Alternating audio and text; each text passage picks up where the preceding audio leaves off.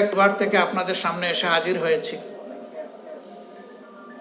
আমার পারিবারিক শিক্ষা হচ্ছে শুধু মানুষ নয়, আল্লাহর সমস্ত সৃষ্টিকে সম্মান করো। আমি পারি কিনা সেটা আল্লাহ ভালো জানেন, তবে আল্লাহ তাআলার সৃষ্টির প্রতি আমি সম্মান পোষণ করার পক্ষে।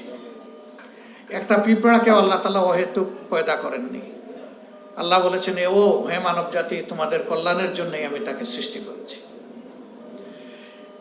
মেডিকেল সায়েন্সের ছোট্ট একজন ছাত্র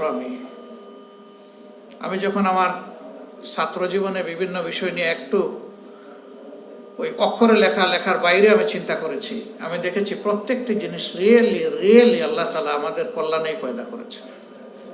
এক সময় আমার মনে আসলো, সাপকে কিভাবে আল্লাহ তাআলা আমাদের কল্যাণের জন্য পয়দা করলেন। তখন খুঁজে পেলাম যে ওর ভেনমের মধ্যেই আল্লাহ তাআলা ক্যান্সার প্রতিরোধক ঔষধ রেখে দিয়েছে। যে সাপের ছোবলে মানুষ মারা যায়, সেই সাপের ভেনমের মধ্যেই আবার মানুষের জীবন রক্ষাকারী ঔষধ আল্লাহ পয়দা করে দিয়েছে। কাজে সেও আমার জন্য উপকারী।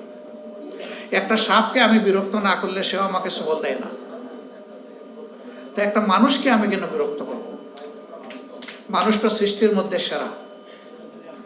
এই জন্য মানুষকে সম্মান করা আমাদের দায়িত্ব। বোনটি বলেছেন যে আমি 24 বছরের সাংবাদিকতার জীবনে আপনাদেরকে তেমন করে জানার সুযোগ পাইনি। আমরা এই জন্য দুঃখিত। আমরা কাউকে দায় দিচ্ছি না, আমরা পারিনি আপনাদের সামনে আসতে।